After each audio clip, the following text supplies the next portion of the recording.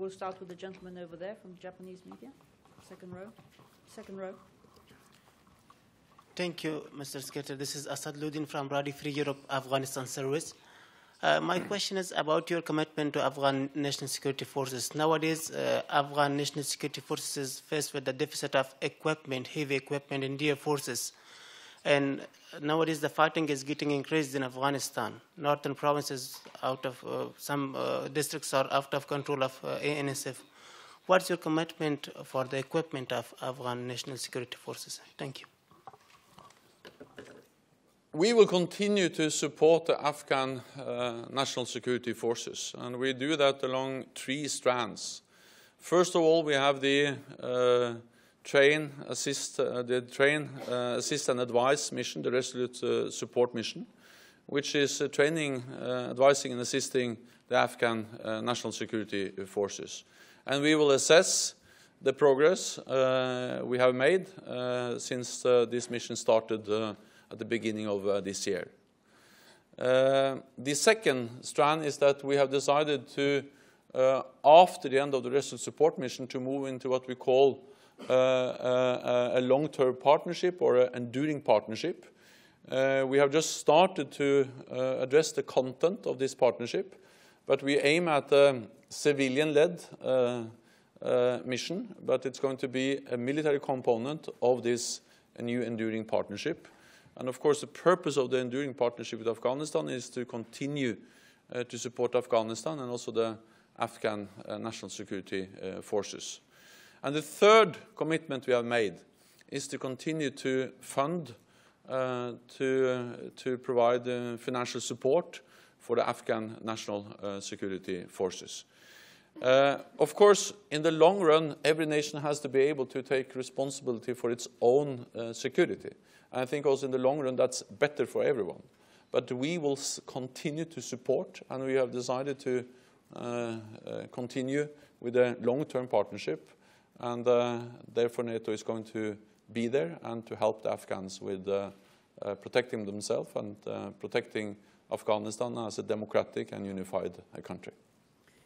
We'll take 3 more questions over there, because I know lots of people had their hands up. So we'll go to the second row first, gentleman over there, and then.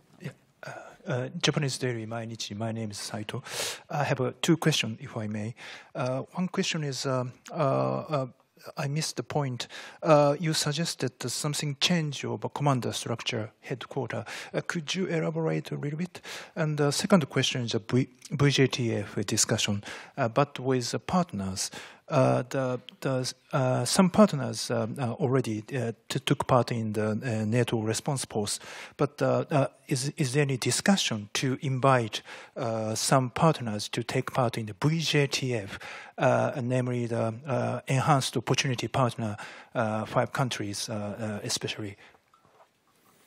So what I said was that we are going to establish a new logistic headquarters within the NATO command structure. And the reason why we are going to do that is that that will increase our capability and our capacity to coordinate and manage the movement of our forces across the territory of our allied countries, and especially to manage supplies, which is key when it comes to both the readiness but also the sustainability of military forces. So everything related to logistics, supplies, transportation is key, and we are going to then establish this new headquarters within the existing command structure, which is going to address this issue in particular.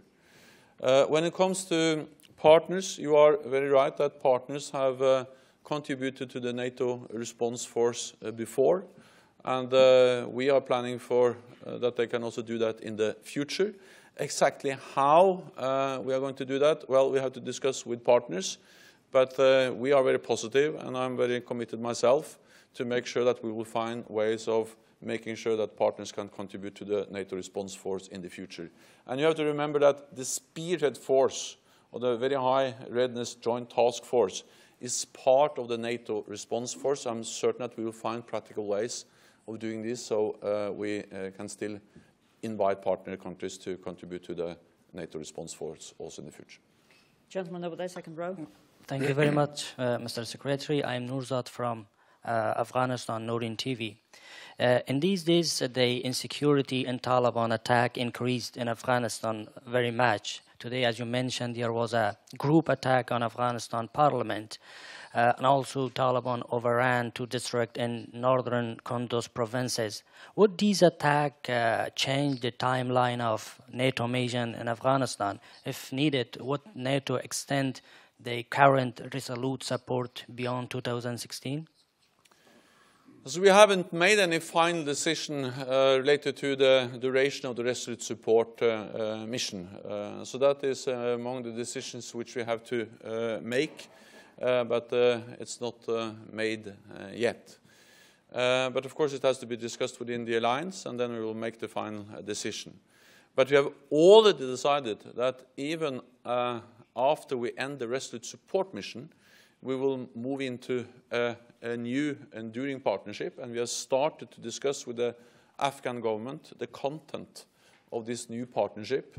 And it's going to be a partnership, enduring partnership, where we will continue to find ways of supporting and helping Afghanistan in protecting itself against terrorists and maintaining, make sure that Afghanistan remains a united and democratic society. I think we all were aware of that there were many challenges. It was not going to be easy for Afghanistan to take the full responsibility for its own security, helped and supported by NATO, but still having the main responsibility when NATO ended its combat mission. But at some stage after 13 years, I think the time had come to end the combat mission and to give more of the direct responsibility of managing the challenges in Afghanistan to the Afghans themselves. And the Afghan National Security Forces is a capable, big, strong force of 350,000 soldiers and police. And we will continue to help them. And then we will stay in close dialogue with Afghanistan. I'm looking forward also to meet the acting new Minister of Defence, who is coming from Afghanistan to participate at the meeting we'll have here later on this week, and then we can address the challenges in Afghanistan. Second row there. Thank you very much. Thank you, Mr. Secretary General. Since you know the ISIS activities are increases in Afghanistan, do you think it's a big threat for Afghanistan and for the region? And also, if Afghan government ask NATO to help them to secure the election, which is ahead in 2016, maybe end of 2016, will you help them or what? Thank you very much. Again, I think that the fundamental idea here is that we have been in Afghanistan for many, many years. It's by far the largest NATO operation ever. At the peak, we were around 140,000 troops. And NATO allies and many, many partner countries have contributed a lot. So there has not been any NATO operation that has been bigger, longer lasting than the operation in Afghanistan. We decided some years ago to end the last year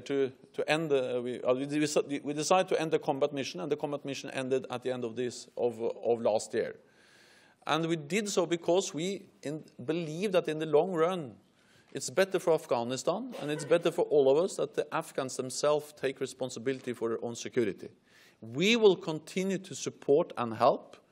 We are now focusing on the resolute support mission, which I think is important. It's about train, advise, and assist.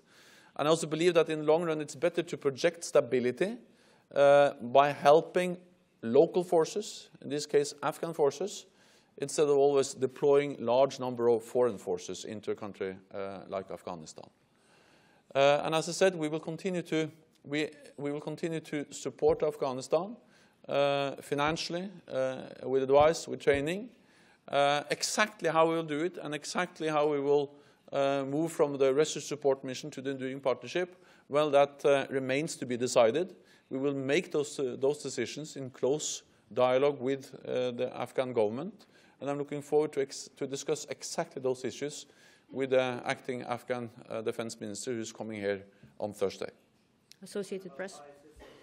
So ISIS is of great concern, and it just underlines the importance of continuing to support the Afghan national security forces.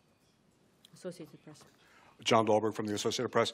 Secretary General, if I could ask you to comment on the meetings taking place across town today.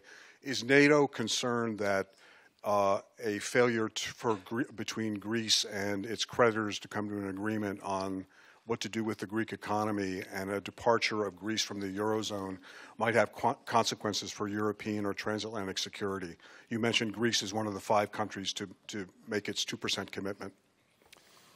So I welcome very much the efforts made by the European Union, the Commission, the creditors, and Greece to try to find a solution. I think this is a very demanding and very difficult challenge. And I think it will only become more difficult if I start to give them advice. So I will leave that to them. And I think it's up to the European Union and Greece to find a solution.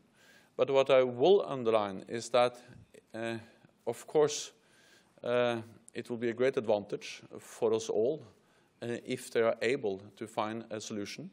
And therefore I support all efforts to try to find a solution, because that will contribute to a more predictable development in Europe. That's good for Europe, but it's of course also good for the stability and the predictability surrounding NATO. And I think that's important also for NATO. NPR CBS. Terry Schultz with NPR and CBS. As Defense Secretary Ashton Carter is saying that he won't let Russia drag NATO and the allies back to the past, saying that this is looking more and more like a Cold War scenario. Everything that you call a reassurance measure is met with a fairly aggressive response by Moscow, increasing the nuclear arsenal, for example. Do you feel like things are moving back to a Cold War mentality? And how would you assess right now the status of the so-called Minsk ceasefire? Thanks. So we are not in a Cold War situation, but we are not in a strategic partnership with Russia either. And therefore we are facing something which is in between the historic experience of Cold War and what we strive to establish the strategic partnership with Russia after the end of the Cold War. We are responding, and I think that if NATO hadn't adapted when the security environment is changing, then it would have been fair to criticize us. Because there is no doubt that, the security environment surrounding NATO is fundamentally changed, both with the violence, the turmoil we see to the south, with ISIL, violence spreading across the Middle East, North Africa, but also with the challenges we see to the east, caused by more aggressive actions of Russia in Ukraine, Russia's long-term and heavy investments in defense, but also the behavior we see of Russia when it comes to, for instance, an increased number of snap exercises, which have been used as disguise for annexing Crimea, sending forces, supplies, support into eastern Ukraine to destabilize eastern Ukraine, and also their increased use of nuclear rhetoric as part of their total defense posture and the way they are messaging to neighbors and NATO allies. So all of this requires that we are adapting, and what NATO does is defensive. It's proportionate, and it's fully in line with our international commitments. NATO does not seek confrontation with Russia. We don't seek an arms race. We continue to strive for a more cooperative and constructive relationship with Russia. We continue to work for more predictability, transparency, especially related to military activities, exercises. This has always been important, but it is even more important now because the military presence along the borders have increased. And therefore it is very important to avoid that any situation spirals out of control, and therefore predictability, transparency, and part of this also arms control is and remains a key goal for NATO. But as I've stated several times, there is no contradiction between strong defense and dialogue. Actually, we need strong defense, collective defense, to have the foundation for engaging with Russia in a political dialogue. How do you think Minsk is going? Minsk, well, it's a very fragile ceasefire, but I can't see any other alternative than to continue to support the full implementation of the Minsk agreements, meaning the full respect for the ceasefire, the withdrawal of the heavy weapons, and to let the international monitors have full access to the area so they can monitor the ceasefire and the implementation of the Minsk agreements. And Russia has a special responsibility because Russia continues to support the separatists, heavy equipment, training, and forces. And therefore we call on all parties to respect the Minsk agreements, but Russia has a special responsibility to stop destabilizing eastern Ukraine. Wall Street Journal. Naftali Ben David, Wall Street Journal. A few times in recent weeks you've mentioned the growing use of nuclear rhetoric by Russia, and I know it's something that's of concern to you. And I wanted to ask, what exactly is NATO doing in response to this increased use of nuclear messaging? So the nuclear messaging of Russia is destabilizing, it's unjustified, and I also characterize it as dangerous. Because what we learned during the Cold War is that everything related to nuclear weapons has to be dealt with in a very cautious way, in a predictable way.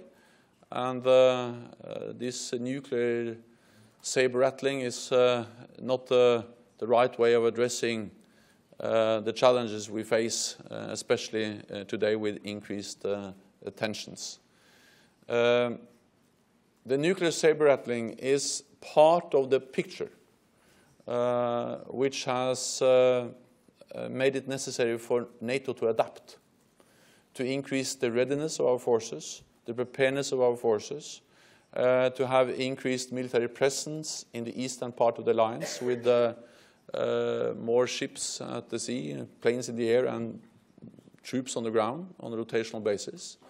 And it's also the reason why we are establishing the new small headquarters, the high readiness of our forces, to respond to the overall picture, and the nuclear rhetoric is part of this overall picture.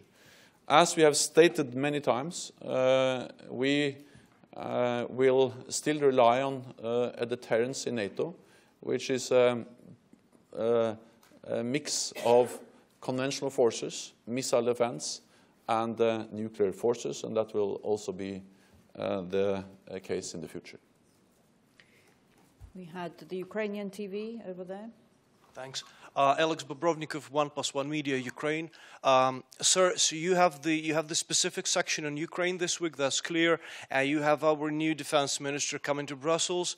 So could you please update us on some exact agenda that you plan to discuss with those folks here? we have our foreign ministry remarks, some representatives of our foreign ministry remarks these days, saying that they plan, they dream of some, I don't know, some massive bundle of mutual projects that you plan to announce this week. Well, I just want to hear what you could please update us on that. That's one thing, and the other is, if you don't mind, is how do you see the impact of Western sanctions upon Russia on the military build-up of Russia? Do you see any corresponding signals that may show that they do have some impact on that? Thank you very much. So first, the main purpose of the NATO-Ukraine Council or Commission meeting on Thursday is to confirm and to show NATO solidarity with Ukraine. And we are supporting Ukraine politically and in practical terms. We provide strong political support for Ukraine, for its territorial integrity and sovereignty. And we, of course, support the political efforts to try to find a peaceful solution based on the Minsk agreements. And we will reaffirm that and express strong political support for Ukraine and for the efforts to find a peaceful solution based on the Minsk agreements. Second, we provide practical support for Ukraine.